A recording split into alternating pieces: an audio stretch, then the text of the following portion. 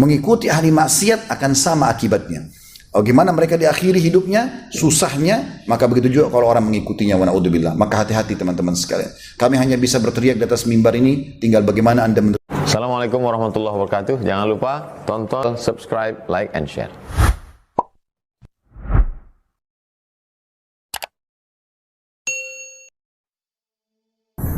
Innal hamdalillah, segala puji dan puja kehadirat Allah. Nahmaduhu wa nasta'inuhu wa nastaghfiruh. Hanya kepadanya kita memuji, meminta pertolongan serta bertaubat dari dosa-dosa kita. Wa na'udzu billahi min syururi anfusina. Dan hanya kepada Allah pula kita meminta agar dimaafkan semua kesalahan-kesalahan kita. Wa min sayyiati a'malina, dan dari segala dosa yang pernah kita lakukan. May yahdihillahu fala mudhillalah. Barang siapa yang telah Allah berikan petunjuk maka tidak akan pernah sesat selamanya. Wa may yudlilhu fala hadiyalah. Dan barang siapa yang telah Allah sesatkan maka tidak akan mendapatkan petunjuk selamanya. Asyhadu an la ilaha illallah wahdahu la syarikalah wa asyhadu anna Muhammadan abduhu wa rasuluh. Saya bersaksi tiada Tuhan yang berhak disembah kecuali Allah, dan Muhammad benar-benar hamba juga utusannya. Qala Allah Ta'ala, Allah kekalkan firman-Nya sebagai peringatan, ya ayyuhalladzina amanu taqullaha haqqa tuqatih wa la tamutunna illa wa antum muslimun. Hai sekalian orang-orang yang beriman, patuhlah, tunduklah kepada satu-satunya pencipta segala sesuatunya, baik di langit, di bumi, di kedalaman lautan, yaitu Allah. Sebenar-benar patuh dan tunduk, halal dinikmati, perintah dikerjakan, dan yang haram dijauhi. Dan janganlah kalian meninggal dunia kecuali dalam keadaan Islam. Di ayat yang lain Allah juga mengingatkan, qala Allah Ta'ala, ya ayuhan nasu taqu rabbakum alladhi khalaqakum min nafsin wahidah wa khalaqa minha zawjaha wa batha minhuma rijalan katsiran wa nisaa. Wattaqullaha alladhi tasaaluna bihi wal arham innallaha kana 'alaikum raqiba. Hai sekalian manusia, sekali lagi bertakwalah, hanya patuh dan tunduklah kepada satu-satunya yang telah menciptakan kalian dari jiwa yang satu, yaitu Adam alaihissalam, dan menciptakan dari jiwa yang satu, yaitu istrinya Hawa alaihissalam, dan telah banyak memberikan keturunan laki-laki juga perempuan dari keduanya. Maka sekali lagi bertakwalah kepada Allah dan jagalah hubungan silaturahim. Sesungguhnya Allah senantiasa mengawasi kalian. Di ayat yang ketiga qala Allah Ta'ala, ya ayyuhalladzina amanu taqullaha wa qulu qawlan sadida yuslih lakum a'malakum wa yaghfir lakum dhunubakum wa may yuti'illaha wa rasulahu faqad faza fawzan 'azima. Hai sekalian orang-orang yang beriman, sekali lagi bertakwalah kepada Allah, satu-satunya pencipta segala sesuatunya, satu-satunya Tuhan dan tidak ada sekutu bersamanya, dan ucapkan kalimat yang benar. Niscaya Dia akan memperbaiki alamat-alamat perbuatan kalian, mengampuni dosa-dosa kalian. Barang siapa yang mentaati Allah dan Rasulnya, maka dia telah mendapatkan kemenangan yang besar. Amma ba'd, fa inna asdaqal hadithi kitabullah. Kita tahu sebaik-baik rujukan umat Islam dalam segala lini kehidupan mereka, terutama ibadah, yaitu Al-Quran.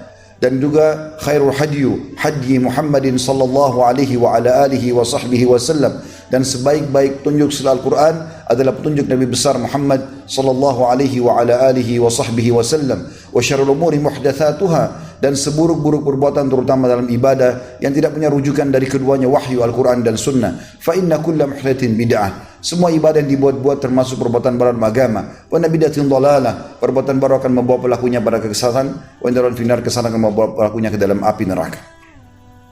Saudaraku seiman rahimani wa rahimakumullah, tidak akan pernah berhenti kita saling mengingatkan satu sama yang lain tentang sebuah fenomena yang tidak akan mungkin kita luput darinya, yaitu kematian. Dan judul khutbah Jumat kita adalah kematian pasti datang. Hari demi hari berlalu, aktivitas kita hampir sama. Bangun pagi, kemudian tiba siang, kemudian tiba sore, malam hari, dan kita tidur. Kisah demi kisah kita kumpulkan dan kita ceritakan satu sama yang lain, baik kepada teman, pasangan hidup, kepada keturunan. Kita sibuk membuat program ini, program itu yang berhubungan dengan masalah dunia kita atau kebutuhan dunia, dan juga mesti ada orang yang sibuk dengan masalah akhiratnya. Namun teman-teman sekalian, kita harus tahu dan sadari, bahkan wajib bagi kita, bahwasanya semua itu akan ada akhirnya. Tidak akan pernah berlanjut terus-menerus. Bukan cuma kita, para nabi-nabi, orang-orang yang mulia, bahkan mereka disebutkan dalam sebuah hadis yang sahih, kata Nabi SAW, semua nabi-nabi pada saat mau meninggal diberikan kesempatan untuk bisa memanjangkan umur mereka sesuai dengan yang mereka minta. Tapi mereka semua toh juga meninggal dunia. Dalam sebuah riwayat disebutkan Musa AS pada saat akan dicabut ruhnya, Maka beliau berkata kepada malaikat maut, saya akan minta kepada Allah agar Allah menambahkan umurku. Maka dia pun memohon kepada Allah Azza wa Jalla, lalu Allah mengirim malaikat Jibril mengatakan kepada Musa, hai Musa, Allah mengirim salam kepadamu dan menambahkan umurmu 1000 tahun. Cukupkah? Kata Musa, 1000 tahun cukup. Tapi kemudian Allah ilhamkan dalam hati Musa untuk bertanya kepada Jibril AS, lalu berkata, wahai Jibril, setelah 1000 tahun, apakah saya juga akan mati? Maka kata Jibril AS membaca firman Allah SWT, kullu nafsin dha'iqatul maut, semua jiwa pasti akan mati. Kita renungi teman-teman sekalian beberapa firman Allah Subhanahu wa taala yang mengingatkan kita masalah itu. Yang pertama dalam surah An-Nisa, surah nomor 4 ayat 78 yang kekal ditilawakan dari awal diturunkan ayat ini sampai menjelang hari kiamat nanti. A'udzu billahi minasyaitonir rajim. Aynama takunu yudrikkumul maut walau kuntum fi burujin musyayyadah. Dimanapun kamu berada, maka pasti kematian akan mendatangkan atau mendatangimu. Meskipun kamu berlindung dalam benteng yang tinggi nan kokoh. Dalam surah Al-Anbiya, surah nomor 21 ayat 34, Allah Subhanahu wa taala mengingatkan bagaimana nabinya Muhammad sallallahu alaihi wasallam, manusia yang mulia, manusia pilihan, bahkan pemimpin anak Adam juga merasakan kematian. Yang memastikan dalam firman Allah ini, setelah beliau dan sebelumnya tidak akan pernah ada orang yang hidup. Dalam firman-Nya, a'udzu billahi minasyaitonir rajim wa ma ja'alna li basyarin min qablikal khuld afa in mitta fahumul khalidun. Kami tidak akan pernah menjadikan hidup kekal bagi seseorang manusia pun sebelum kau, hai Muhammad. Maka jika kamu mati, apakah mereka akan kekal? Artinya sebelummu tidak ada yang hidup, sesudahmu pun juga tidak akan ada yang hidup. Juga Allah Subhanahu wa taala mengingatkan dalam firman-Nya yang lain. Surah Al-An'am, surah nomor 6 ayat 61. A'udzu billahi minasyaitonir rajim. Wa huwal qahiru fawqa ibadi wa yursilu 'alaikum hafadha hatta idza jaa ahadakumul maut tawaffathu rusulun la yufarritun. Dan dialah Allah yang memiliki kekuasaan tertinggi di atas hamba-hambanya, dan dia mengutus para malaikat penjaga kepadamu, sehingga apabila kematian mendatangi salah seorang di antara kamu, ia diwafatkan oleh malaikat-malaikat kami, dan mereka para malaikat tersebut tidak pernah melalaikan kewajibannya. Makna yang lain adalah malaikat tidak akan pernah telat dalam mencabut roh seseorang. Dalam surah Al-An'am juga Allah Subhanahu wa taala memastikan, surah nomor 6 ayat 93, A'udzu billahi minasyaitonir rajim wa man adzalam mimman iftara 'ala Allahi kadhiba aw qala uhiya ilayya wa lam yuha ilayhi shay wa man qala sa'unzilu mithla ma anzala Allah walau tara idh adh-dhalimuna fi ghamaratil maut wal malaikatu basitu aydihim akhriju anfusakum al-yawma tujzauna 'adzabal huni bima kuntum taquluna 'ala Allah bima kuntum taquluna 'ala Allahi ghairal haqqi wa kuntum an ayatihi tastakbirun. Dan siapa yang lebih zalim daripada orang yang membuat kedustaan terhadap Allah dan orang yang berkata telah diwahyukan kepadaku padahal tidak ada sesuatu pun yang diwahyukan kepadanya. Dan orang yang berkata aku akan menurunkan seperti apa yang diturunkan Allah. Alangkah dahsyatnya, kata Allah, sekiranya kamu menyaksikan saat orang-orang zalim, pelaku maksiat, pelaku kezaliman berada dalam ketekanan sakaratil maut, proses ditariknya ruh, sedang para malaikat memukul dengan tangan-tangan mereka seraya berkata, keluarkanlah nyawamu. Pada hari ini kamu dibalas dengan siksaan yang sangat menghinakan, karena dulu kamu selalu mengatakan perkataan yang tidak benar terhadap Allah dan selalu menyombongkan diri tentang ayat-ayatnya. Juga dikatakan dalam surah Qaf, Allah Subhanahu wa taala berfirman, A'udzu billahi minasyaitonir rajim, wa ja'at sakratul maut bil haqq, dzalika ma kunta minhu tahid. Dan sakratul maut pasti akan datang. Proses malaikat yang kita saksikan sendirian dan mencabut ruh, maka pasti akan datang dengan sebenar-benarnya, kata Allah. Dan itu perkara yang kamu selalu lari darinya. Juga Allah ingatkan dalam dua surah yang terakhir, kemudian kita akan masuk insyaallah ke dalil hadis dan bagaimana nasihat para ulama salaf, yaitu surah Al-Waqi'ah, surah nomor 56 ayat 83 sampai 87. Allah mengingatkan bagaimana prosesi kematian akan terjadi, dan kita masing-masing hadir di sini akan tunggu saja, tinggal siapa yang duluan menuju ke sana, karena setiap orang yang antara kita setiap hari sedang melangkah ke liang lahatnya. Allah berfirman dalam surah Al-Waqi'ah ayat 83 sampai 87, A'udzu billahi minasyaitonir rajim. Falaula idza balagatil hulqum wa antum hina idzin tanzurun wa nahnu aqrabu ilayhi minkum walakin la tubsirun. Falaula in kuntum ghaira madinin tarji'unaha in kuntum shadiqin. Maka mengapa ketika nyawa salah seorang di antara kalian telah sampai di kerongkongannya, dicabut oleh malaikat, sudah sampai di kerongkongan, padahal ketika itu kamu sendirian menyaksikan, tidak ada orang lain yang lihat, hanya kita saja dengan malaikat-malaikat tersebut. Dan kami pada saat itu lebih dekat kepada si mayit ini, calon mayit, daripada kalian semuanya. Namun kalian tidak bisa melihat para malaikat kami. Maka mengapa jika kamu tidak tunduk kepada Allah, cobalah kembalikan saja nyawa yang telah ditarik kalau kalian adalah orang-orang yang benar. Jadi kalau kita tidak percaya dengan itu, coba orang yang masih hidup tadi, kembalikan ruhnya sehingga dia bisa hidup berbaru lagi sama kita. Kalau jawabannya tidak pernah bisa, maka berarti kematian itu adalah sebuah yang hak. Dalam surah Al-Qiyamah, surah nomor 75 ayat 26 sampai 30 juga Allah mengingatkan, A'udzubillahi minasyaitonir rajim. Kalla idza balagatit taraqi wa qila marraq wa dhanna annahu al-firaq waltaffatis saqu bis-saq ila rabbika yawma idzin al-masaq. Yang artinya, sekali-kali tidak apabila nafas seseorang telah sampai ke kerongkongannya. Selalu kerongkongan yang disebutkan karena malaikat maut mencabut dari ubun-ubun, dimulai dari kaki ruh itu ditarik sampai kalau sudah tidak tenggorokan dan lewat tenggorokan maka wafatlah dia. Dan dikatakan kepadanya, siapa yang bisa menyembuhkanmu? Siapa yang bisa menyelamatkanmu sekarang? Pada saat malaikat maut sedang mencabut ruhnya.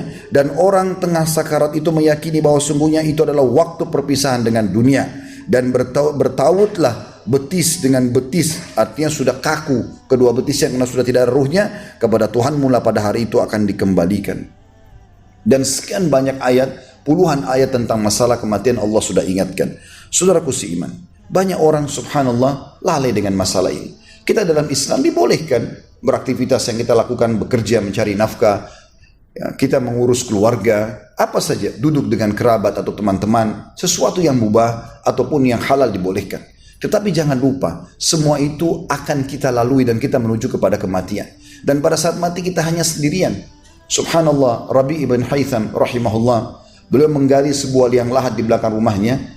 Kemudian beliau setiap hari atau beberapa hari sekali beliau masuk ke dalam liang lahat tersebut. Kemudian beliau membaca firman Allah subhanahu wa ta'ala.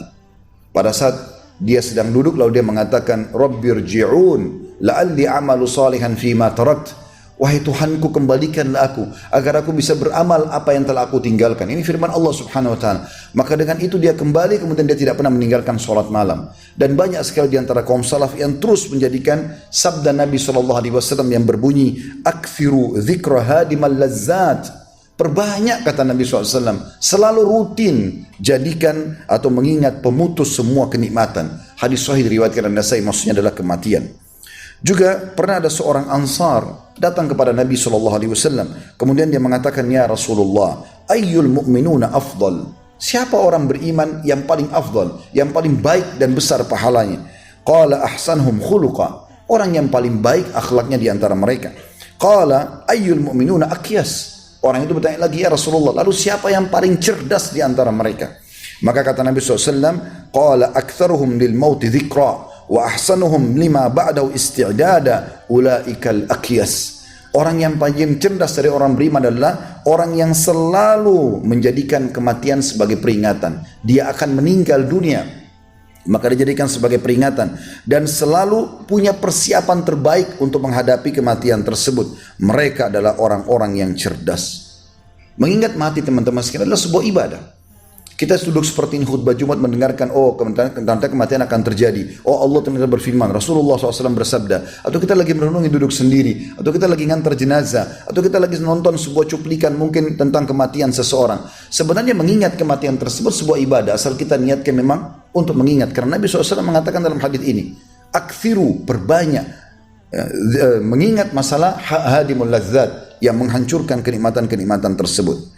Mengingat kematian ini bisa membantu kehusyuan solat, bisa membantu kita lebih rajin beribadah. Nabi SAW mengingatkan dalam sabdanya, Uzkurul mauta fi salatik. Ingatlah mati dalam solatmu. Fa inna rajula idha dhakara al-maut fi salatihi faharri an yuhsana salata. Maka dia pasti akan memperbaiki solatnya. Wa shalla salat rajulin la yadhunnu annahu yusalli salatan ghairaha. Dan dia akan solat seakan-akan dia tidak akan solat lagi setelahnya. Wa iyyaka wa kullu amrin ya'tadiru min. Dan hati-hatilah, jangan sampai kau terlalaikan dengan hal-hal yang membuat kau lupa tentang kematian. Mengingat kematian juga, saudaraku seiman, akan memperbaiki kehidupan seseorang. Bagaimana dia menjadi orang lebih baik, lebih santun, lebih ramah. Kalau seseorang antara kita misalnya, dia lagi diranjang kematiannya, atau dia lagi sakit keras, kemudian ada orang yang mengatakan, tetanggamu fulan sedang menggunjingmu, si fulan sedang memfitnahmu, si fulan sedang merusak namamu. Kira-kira dia masih mau melayani orang seperti ini? Kalau seandainya ada orang tahu dia akan meninggal sebentar lagi, apakah dia masih ada waktu untuk bertengkar, untuk berkelahi, atau untuk menyalahkan orang lain, atau bahkan untuk melakukan kriminal-kriminal? Saya yakin tidak akan pernah.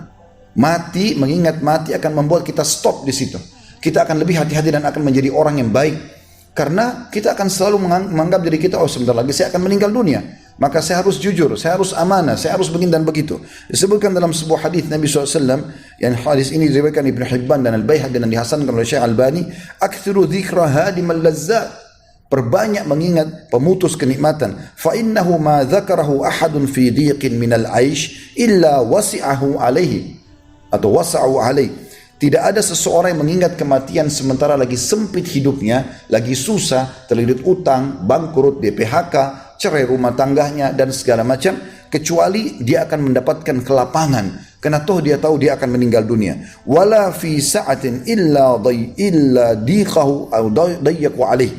Dan tidak ada juga orang yang dalam kondisi dia lapang, rezekinya lagi banyak, tidak ada masalah rumah tangganya, pekerjaannya bagus segala macam, tapi kalau dia ingat kematian, maka dia tidak akan pernah tertipu oleh kehidupan dunia.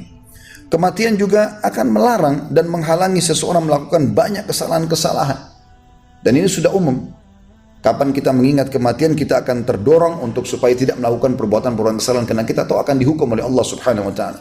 Anda bekerja di perusahaan, melakukan satu kesalahan saja sudah cukup, kita khawatir jangan sampai atasan kita atau pemilik perusahaan untuk mengeluarkan kita dari perusahaan tersebut atau bahkan memotong gaji kita. Bagaimana seseorang tidak merasa tenang ya, atau merasa tenang dengan hal-hal yang kemungkinan bisa datang setiap saat? Apa jaminannya teman-teman sekarang kita masih bisa berdiri dari ruangan ini kemudian kita pulang ke rumah? Saya sendiri sedang khutbah, maka bisa saja di ruangan ini saya melihat malaikat maut yang Anda tidak melihat semuanya. Ini bukan sebuah doa tapi bisa terjadi. Kemudian tiba-tiba menarik roh saya lalu jatuhlah, lalu orang hanya mengenang Khalid Basalamah pernah khutbah. Lalu kira-kira berapa lama Anda akan dikenang? Coba teman-teman renungi sekarang, tidak usah jauh-jauh, kakek Anda saja. Apakah Anda tahu banyak tentang kakek Anda? Atau ayahnya kakek? Sudah selesai kisahnya. 2-3 generasi akan hilang semuanya. Yang tertinggal teman-teman adalah apa yang sudah kita persiapkan untuk kita bawa setelah kematian tersebut. Itu orang yang cerdas. Jangan cuma terus mengejar prestasi dunia dan kita lupa masalah akhirat kita. Dan kita tidak mau tahu mana halal, mana haram. Dan ini berbahaya sekali. Seseorang harus menyadari masalah tersebut. Kalau Anda mau tahu Anda ini orang baik atau tidak, dan selamat nggak selamat atau tidak, sekarang bayangkan di detik ini Anda meninggal dunia. Kira-kira tanggapan orang sekitar kita baik atau buruk? Kalau saya misalnya meninggal sekarang, kira-kira tetangga saya, istri saya, anak saya, teman-teman saya, kalau saya mungkin seperti ustadz pengajian, jemaah saya mengatakan apa tentang si fulan ini? Baik atau tidak? Kalau mereka kira-kira mengatakan baik, berarti Anda sudah baik, alhamdulillah. Itu sederhana tolak ukurnya.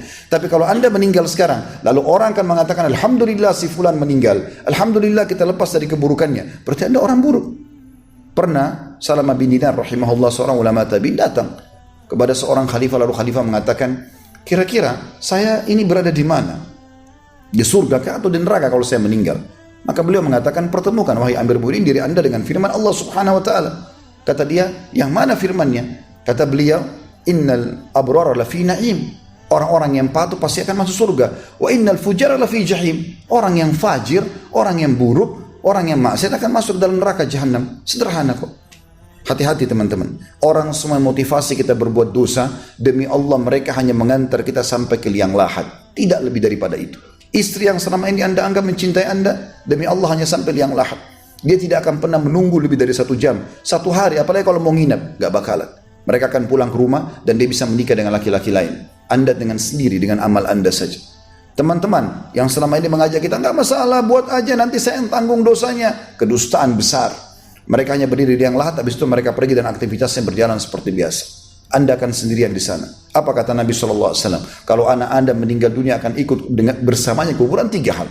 Keluarganya, hartanya, dan juga amalnya. Dan akan pulang 2. Keluarganya dan hartanya. Semewah apapun mobil kita akan parkir di pagar kuburan. Tidak akan masuk ke dalam. Keluarga juga kita akan pulang. Ahli waris akan membagi warisan dan seterusnya.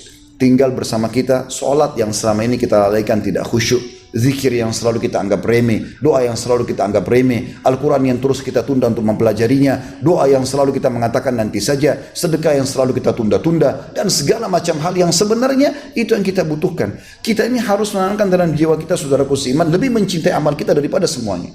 Mencintai daripada istri kita, daripada anak kita, amal soleh. Anda kalau lagi sholat lupakan semuanya, itu lebih mahal daripada Anda mencintai atau duduk berkumpul dengan keluarga atau sama teman-teman. Lebih penting daripada Anda meeting dan kemudian mengatur sebuah proyek yang besar.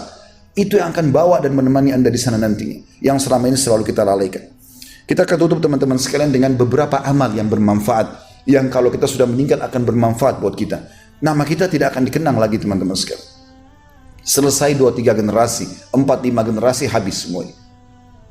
Amal-amal yang ditekankan sekali, ya, yang agar kita bisa menambah amal-amal soleh kita pada saat meninggal adalah hadis yang masyhur, hadis yang diriwayatkan oleh Imam Muslim. Kata Nabi SAW, "Idza mata al-insanu inqata anhu amaluhu illa min thalath." Kalau manusia meninggal dunia maka akan terputus sumber pahalanya kecuali dari 3. Tentu bisa saja ada orang yang sedekah buat dia tapi berapa kali. Sekarang Anda tanya diri Anda sekarang di sini, teman-teman sekalian, kalau selalu berharap nanti kalau saya meninggal ada anak-anak saya kok, kira-kira mereka akan beramal buat Anda enggak? Tidak usah jauh-jauh, Anda sekarang sendiri sedekah enggak rutin buat orang tua tiap hari? Anda tiap hari enggak doakan mereka yang sudah meninggal? Seperti itulah keadaan kita nanti. Mereka mungkin mengingat kita sekali setahun. Kalau mungkin hari pertama iya, 7 hari, 8 hari, 10 hari. Setelah itu sebulan, setahun, 10 tahun, setelah 100 tahun sudah tidak ada yang mengingat Anda lagi. Maka yang tersisa adalah yang seperti ini. Kata Nabi SAW ada 3 sumber utama. Yang dikatakan illa min sadaqatin jariyah, kecuali dari sedekah yang berjalan terus. Bukankah teman-teman selalu menemukan ada masjid selalu letakkan kotak amal di pinggir jalan untuk pembangunan masjid? Kenapa cuma lewat? Kenapa enggak singgah berikan 1.000 rupiah, 10.000 rupiah? Saya sudah berikan kemarin Ustaz. Itu kemarin sudah dicatat di buku amal Anda. Dan mana Anda tahu Anda ikhlas atau tidak, diterima atau tidak. Walaupun sudah diterima, apakah sudah cukup dengan itu Anda merasa bangga di hari kiamat? Tidak. Tiap hari 1 tahun kotak amal itu 1 tahun Anda bersedekah. Berarti setiap hari Anda mendapatkan keutamaan membangun masjid. Kata Nabi SAW, sampai membangun masjid untuk Allah di muka bumi, Allah akan bangunkan istana bagi di surga. Seorang sahabat mengatakan, ya Rasulullah, tidak semua orang mampu membangun masjid. Kata Nabi SAW, Allah akan memberikan pahala itu walaupun seseorang membangun masjid seperti besarnya sarang burung. Artinya menyumbang 1.000, 2.000, 3.000 rupiah tetap akan diberikan. Hari ini kita nyumbang, besok tetap sama. Tiap hari kan buku amal kita ada. Dan kita butuh teman-teman sekalian. Tamak dengan rahmat Allah, tamak terhadap amal soleh adalah sebuah kebaikan. Kita harus tamak, jangan pernah merasa puas dengan itu. Makanya kita disuruh minta selalu, berdoa selalu. Kenapa teman-teman kita selalu baca bismillah setiap kali mau makan? Kenapa enggak sekali seumur hidup? Karena memang selalu kita butuh tambahan amal tersebut. Kalau mau masuk kamar mandi, keluar kamar mandi, pakai baju, buka baju, mau tidur, bangun tidur, mau biologis, mau apa saja, mau makan, habis makan, doanya selalu sepanjang hidup. Karena setiap hari ada buku amal. Jangan dibatasi dengan amal yang sudah dikerjakan. Dan jangan pernah berbangga dengan amal tersebut. Begitu juga dikatakan yang kedua adalah ilmun yuntafa'u bih. Belajar dan ajarkan ilmu itu. Puncaknya ilmu agama. Kalau tidak, maka minimal ilmu yang bermanfaat. Ilmu matematika, ilmu fisika, ilmu apa saja. Ajarkan kepada orang. Bentuk dalam sebuah buku, tulisan misalnya. Atau artikel, atau sekarang medsos. Jangan disia-siakan. Sekarang semua orang bisa buat channel. Kenapa nggak dilakukan? Kenapa nggak buat sesuatu yang kita pikirkan kalau saya meninggal ini bisa berjalan? Orang tua Anda sudah meninggal, ibu Anda ahli masak. Buatkan resepnya itu, tuliskan, sebarluaskan. Anda berbakti sama orang tua yang sudah meninggal. Ayah Anda punya wasiat emas, mungkin pernah nasihatin apa, tulis dalam bentuk sebuah tulisan. Tulis, angkat di medsos, berikan sesuatu manfaat buat Anda dan buat orang tua. Ilmu yang bermanfaat, yang paling baik adalah ilmu agama. Dan ajarkan ilmu agama, bermula dari orang-orang terdekat dengan kita. Kemudian yang ketiga, waladin salihin yad'ulah. Dan anak soleh yang mendoakan. Sekarang kita subhanallah sibuk teman-teman menyiapkan rumah mewah buat anak-anak kita. Kendaraan mewah buat anak-anak kita. Proyek ini dan proyek itu. Akhi, bukan itu yang dibutuhkan anak-anak. Mereka punya masa depan. Mereka punya rezeki yang sudah tercatat. Bukan itu yang mereka butuhkan. Gak usah repot siapin buat mereka building-building. Siapin buat mereka kekayaan. Tidak. Mereka punya rezeki sendiri. Siapkan mereka menjadi amal saleh buat kita. Siapkan mereka, hafalkan mereka doa Rabbighfirli wa liwalidayya. Ajarkan mereka pergi masjid setiap langkahnya kita panen pahalanya. Ajarkan mereka hadir majelis ilmu. Ajarkan mereka kejujuran. Ajarkan mereka sedekah. Ajarkan mereka semua kebaikan-kebaikan. Bukan justru kita ajarkan keburukan-keburukan. Anak soleh, anak yang bisa mendoakan kita. Kenapa pesantren dan sekolah Islam selalu menjadi alternatif? Selalu pesantren kesannya tempat anak nakal. Kalau kau nakal, ayah dan ibu masukkan kau di pesantren. Kenapa pesantren jadi tempat nakal? Saya pernah di pesantren, azan disuruh ke masjid. Tiap hari dengarkan qala Allah, qala Rasul. Menjadi amal jariah buat orang tuanya. Kenapa masuk sekolah umum? Kenapa bukan agama? Umum bisa kita kursus teman-teman sekalian, tapi agama tidak bisa. Agama, nuntut agama adalah sebuah kewajiban. Kenapa tidak dibengkalikan masalah ini? Kita biarkan anak-anak kita pegang handphone, medsos, nonton segala macam. Bukan ceramah, bukan kebaikan-kebaikan. Aneh betul. Anak perempuan dibiarkan tidak berhijab, dibiarkan menjadi dosa jariah, bukan amal jariah buat dia. Ini salah semua. Sampai pernah ada sebuah riwayat dalam Bukhari, disebutkan kata Nabi SAW, nanti akan datang pada hari kiamat, seseorang diberikan derajat yang sangat tinggi di surga. Orang ini tahu, dia nggak pernah berbuat amal sampai bisa sederajat itu. Hari kiamat terbuka semuanya. Maka dia pun berkata, dari mana ini semua? Kata para malaikat, istighfar anakmu untukmu. Memohon ampun. Saya subhanallah punya kedua orang tua sudah meninggal. Tapi saya sendiri jadikan bahan muhasabah. Saya tidak tiap hari mendoakan mereka. Kadang-kadang ada yang luput hari-hari itu. Padahal sebenarnya saya tahu itu adalah bentuk bakti. Karena kesibukan, subhanallah seperti itu. Apalagi kalau dasarnya anak tidak dibentuk menjadi anak-anak yang soleh. Akan seperti apa nanti? Juga dalam sabda Nabi SAW yang lain, dan hadis ini juga hadis sahih diriwayatkan Ibnu Majah dan Al-Baihaqi, khairu ma yukhluful rajulu min ba'dihi thalath, yang terbaik bagi seseorang pada saat dia meninggal dan dia bisa menjadikan sebagai pegangan dia biar dia sudah mati amalnya berjalan terus, waladun salihun yad'ulah, anak saleh yang mendoakannya, wa sadaqatun tajri yablughu ajruha, dan juga sedekah yang terus berjalan, bangun masjid, rumah anak yatim, jalanan, jembatan, gali sumur, apa saja yang kira-kira bermanfaat besar. Wa ilmun yu'malu bihi min ba'di, dan ilmu yang diajarkan kemudian diamalkan oleh orang-orang yang setelahnya. Makanya seorang penyair mengatakan, ya, orang bisa meninggal tapi ilmu dan tulisannya tidak meninggal. Artinya dia bisa tinggalkan sesuatu yang bermanfaat bagi dia. Juga sabda Nabi SAW yang masyhur sekali, dan ini hadis mulia, bagaimana Nabi SAW menjelaskan kepada kita tentang amal-amal yang bisa menambah kita setelah kita meninggal dunia. Kata beliau, inna mimma yulhaqul mu'minu min amali wa hasanatihi ba'da mautihi, sesungguhnya yang bisa menambah amal-amal soleh bagi seorang mukmin setelah dia meninggal adalah ilmun 'allamahu wa nasyarah, ilmu yang dia belajar lalu dia ajarkan kepada orang lalu disebarluaskan. Wa waladan salihan tarakah, atau anak soleh yang dia tinggalkan yang akhirnya sibuk beribadah dan mendoakan dia. Kemudian wa mushafan waratha, atau Quran yang dia sebarluaskan sehingga dibagikan di masjid, di pesantren, dipakai untuk menghafal. Kemudian au masjidan bana, atau masjid yang dia bangun. Au baitan libni sabil, atau rumah untuk orang-orang yang terputus jalan. Ibnu sabil itu diibaratkan seperti orang yang musafir, terus dia tiba di satu kota, dia tidak ada tempat tinggal. Seperti kalau kita penginapan gratis, maka mereka tinggal di situ gratis. Au nahran ajrah, atau sungai yang dia alirkan, perairan, dibuat perairan di kampung-kampung cukup banyak. Kami punya yayasan sosial, begitu banyaknya perkampungan. Saya kadang-kadang subhanallah tidak pikir ada perkampungan yang tidak ada air sama sekali. Mereka harus jalan 3 km hanya untuk mendatangkan air. Ada kadang-kadang sebuah tempat, kami ambil cuplikannya kemarin, tim kameramen pergi ke sana. Subhanallah, mereka hidup dari sebuah sumber air kotor, warnanya coklat, dan sudah berpuluh-puluh tahun mereka hidup seperti itu.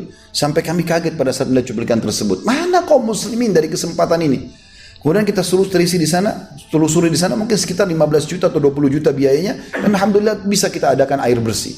Dan selama itu sekian ratus ratusan rumah di situ muslimin bisa hidup, bisa sholat, bisa makan, segala macam. Ini pahala. Kenapa disia-siakan? Aw sadaqatan akhrajaha min malihi fi sihhatihi wa hayati yulhaqu min ba'di mauti, atau sedekah apapun yang dia keluarkan yang sifatnya bisa bermanfaat setelah dia meninggal dunia. Jadi misalnya dia bersedekah baju, dia bersedekah sepatu, apa saja kira-kira yang pada saat dia meninggal itu masih bisa dipakai. Tentu di sini teman-teman beda, kata ulama, kalau kita mengeluarkan sedekah yang sifatnya berjangka panjang dengan sedekah yang bersifat pendek. Seperti misalnya orang memberikan makan kepada orang lain, jangka pendek, baju, sepatu, pulpen, handphone, jangka pendek. Tapi yang jangka panjang adalah bangunan yang sudah kita tahu sama-sama, sebagaimana saya bahasakan tadi, masjid, rumah anak yatim dan seterusnya, walaupun Anda hanya memberikan sedikit saja. Juga termasuk yang ingin saya titik beratkan adalah sebuah hadis yang mulia tentang masalah orang yang mewakafkan tanah untuk kuburan. Ini masih jarang terjadi. Jadi kalau Anda punya tanah luas, wakafkan untuk kuburan. Ternyata itu punya keutamaan yang sangat besar. Ya. Keutamanya sangat besar dan itu mendapatkan pahala seperti kalau kita menyiapkan rumah untuk si mayit itu kalau dia hidup. Jadi berapa tahun dia dikubur di situ, kita seperti menyiapkan rumah setiap hari berjalan pahalanya kalau orang itu hidup. Dan ini hadis yang sangat mulia, di mana Nabi SAW menjelaskan masalah tersebut. Beliau mengatakan, man gassala maitan fakatama alaihi ghufira lahu 40 marrah.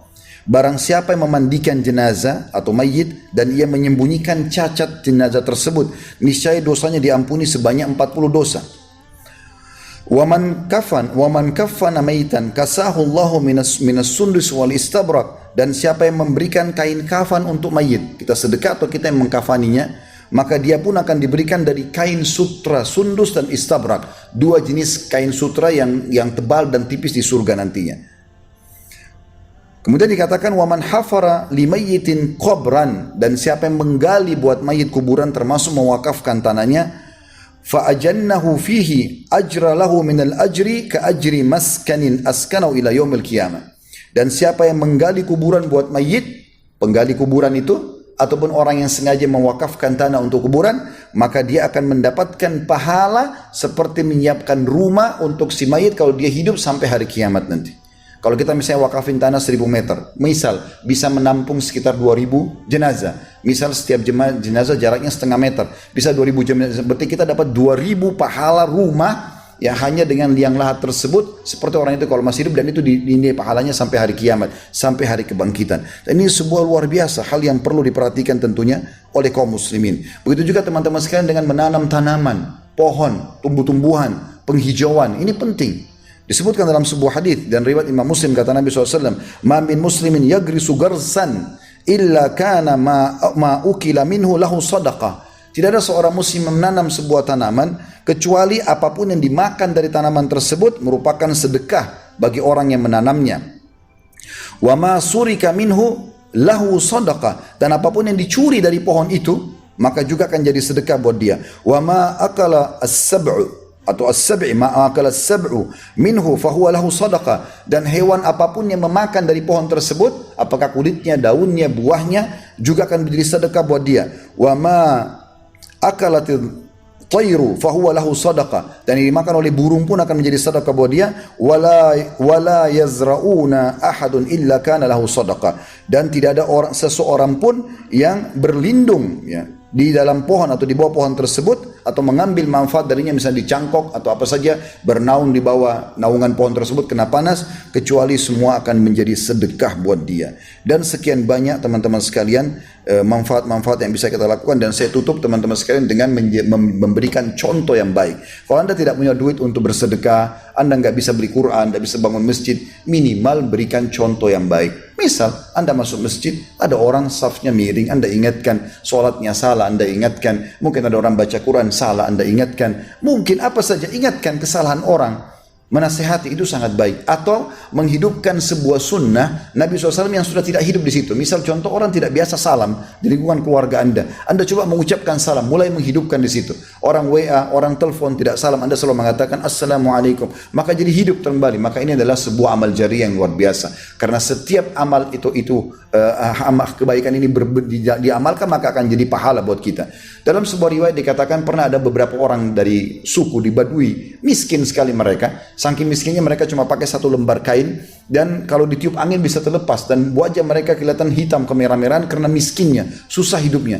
Nabi SAW sudah tahu mereka datang minta sedekah. Dari jauh Nabi SAW sudah lihat, Nabi langsung naik di atas mimbar memotivasi para sahabat untuk bersedekah dengan segala macam dalil tentang sedekah. Tentu kita tidak jelaskan di sini. Yang jelas semua sahabat termotivasi. Subhanallah, pada saat sahabat lagi terbakar semangatnya untuk bersedekah, pada saat itu ada satu sahabat sangat cerdas. Tiba-tiba berdiri, tiba-tiba mengambil korek kantongnya lalu dia keluarkan semua yang dia miliki. Ya Rasulullah, ini buat Allah dan Rasulnya. Kemudian Nabi SAW tersenyum. Melihat perbuatan sahabat yang memulai ini, hampir satu masjid semuanya datang menyedekahkan. Apa kata Nabi SAW? Nabi bukan sedang menanggapin tentang jumlah sedekah yang terkumpul. Nabi gak bahas itu urusan mereka sama Allah. Tapi yang Nabi SAW bahas adalah hal yang luar biasa. Beliau mengatakan, siapa yang menunjukkan atau menjadi petunjuk terhadap perbuatan baik, maka dia akan memanen pahala seperti orang yang mengikutinya tanpa dikurangi sedikit pun dari pahala orang yang mengikutinya. Artinya, yang tadi pertama menyumbang menjadi contoh itu, akan panen seluruh yang telah menyumbang setelah itu. Dan subhanallah, hadis ini kata para ulama hadis, selama hadis ini dikumandangkan dan terus akan dikumandangkan di mimbar-mimbar, di majlis-majlis taklim oleh para ulama, oleh para dai, maka si sahabat yang memulai tadi itu akan panen pahala semua. Karena dengan hadis inilah orang termotivasi untuk memulai beramal saleh. Oleh karena itu teman-teman sekalian, jangan sia-siakan waktu. Allahu a'lam, kita tidak berapa lama lagi hidup, tapi ingatlah kita pasti akan meninggal dunia. Jangan tertipu dengan paras wajah yang tampan, dengan harta yang banyak, dengan prestasi yang tinggi di dunia ini. Semua akan kita tinggalkan. Dan semua itu hanya jadi kenangan beberapa saat saja dan kita akan tinggalkan semuanya. Aku qauli hadza, saya sudah mengucapkan perkataan saya ini, wa astaghfirullah li wa lakum, dan saya istighfar kepada Allah, mohon ampun atas semua dosa dan mengajak jemaah istighfar kepada Allah. Fastaghfiruhu innahu wal ghafurur rahim. Istighfarlah kepada yang, karena dia Maha Pengampun juga Maha Pengasih. Allahumma anta rabbi la ilaha illa anta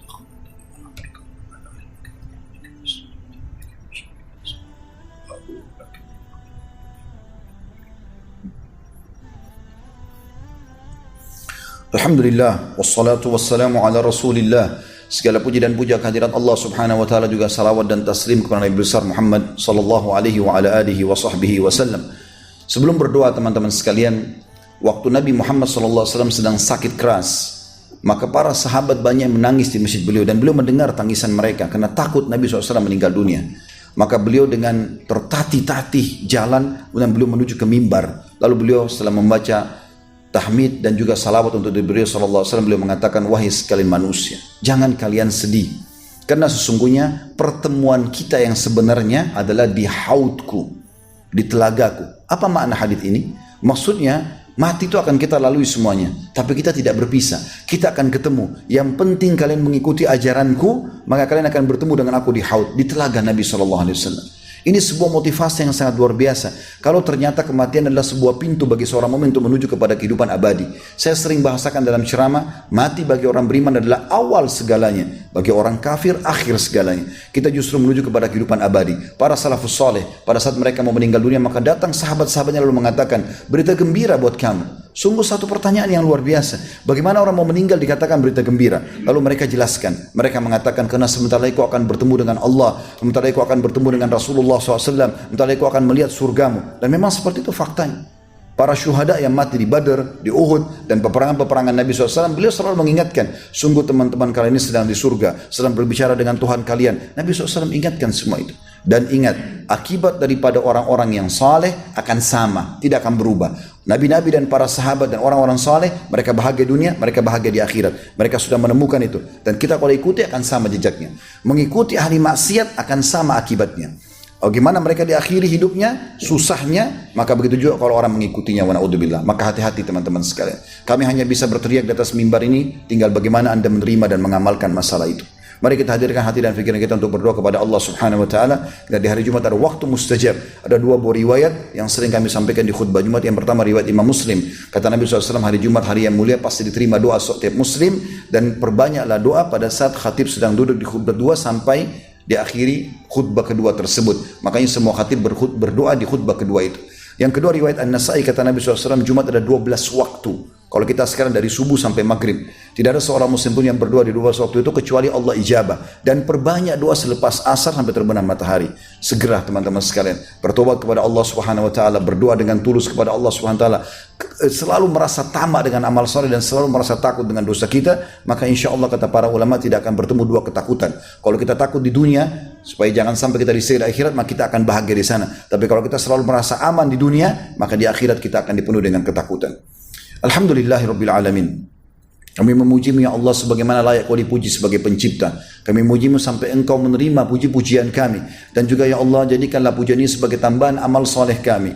Ya Allah, berikanlah salawat dan taslim yang penuh dengan kehormatan kepada utusanmu Nabi besar Muhammad sallallahu alaihi wasallam sebagaimana engkau telah perintahkan kepada kami untuk mengucapkan salam hormat kepadanya. Ya Allah, kami tidak berkumpul di masjid ini, di tempat ini, kecuali karena ingin mengerjakan salah satu perintah yang kau wajibkan kepada kami, yaitu sholat Jumat. Maka terimalah ibadah ini dengan pahala yang sempurna, dan terimalah seluruh amal yang pernah kami kerjakan. Kami ikhlas atau kurang ikhlas, kami sempurnakan ataupun kurang sempurna, dengan kemahasempurnaanmu ya Allah. Dan juga amal yang sedang kami kerjakan, dan amal yang akan kami kerjakan sampai menjelang ajal datang nanti. Ya Allah, jangan engkau tinggalkan satupun dari dosa kami, baik kecil ataupun besar, kecuali engkau gantikan menjadi pahala, sebagaimana engkau telah ucapkan dalam firman-Mu, ulaika alladzina yubaddilullahu sayyi'atihim hasanat. Mereka adalah orang-orang yang Allah telah ganti dosa-dosa mereka menjadi pahala. Ya Allah, ampunilah muslimin dan muslimat, mukminin dan mukminat yang hidup dan juga yang sudah meninggal. Ya Allah, jadikan negara kami negara Indonesia negara yang aman, tentram, damai, seluruh umat Islam di bawah naungan ukhuwah Islamiyah. Dan siapapun yang menginginkan keburukan bagi Islam, bagi muslimin, dan juga bagi negara kami, kembalikan budaya mereka kepada diri mereka sendiri. Ya Allah, tolonglah saudara-saudara kami di Palestina, di Syria, di Yaman, di Irak, di Myanmar, di Ahsa, dimanapun mereka berada sedang tertindas. Ikhlaskan niat mereka, terima para syuhada mereka, mulakan Islam di tangan mereka dan tangan kami semua, dan ikut sertakan kami bersama mereka di pahala, baik dengan doa, dengan jiwa, dan juga dengan harta kami. Ya Allah, berikanlah kami yang terbaik di dunia. Rabbana atina fid dunya hasanah, dan yang terbaik di akhirat. Wa fil akhirati hasanah wa qina adzabannar, dan selamatkan kami dari siksa api neraka. Wa adkhilnal jannata ma'al abrar, dan masukkanlah kami ke dalam surga bersama orang yang patuh. Ya Aziz ya Jabbar, wahai Zat yang maha mulia dan maha perkasa. Ya Rabbal alamin, Tuhan alam semesta. Sallallahu alaihi Muhammadin walhamdulillahi rabbil alamin. Inna Allah ya'muru bil adli wal ihsan. Allah selalu mengingatkan dan memerintahkan kita berbuat keadilan dan kebaikan. Wa yanha 'anil fahsya'i wal munkari wal baghi, dan Allah larang perbuatan keji, perbuatan dosa dan kemungkaran. Ya'idzukum la'allakum tadhakkarun. Itu peringatan dari Allah, jadikan sebagai prinsip hidup kalian. Fadhkurullahal 'azim yadhkurkum. Ingat selalu kepada Allah, Allah akan ingat kepada kalian. Washkuru 'ala ni'ami yazidkum. Syukuri nikmat yang pasti akan tambah. Wa la dzikrullahi akbar. Mengingat Allah adalah amal yang paling besar. Wa aqimi shalat.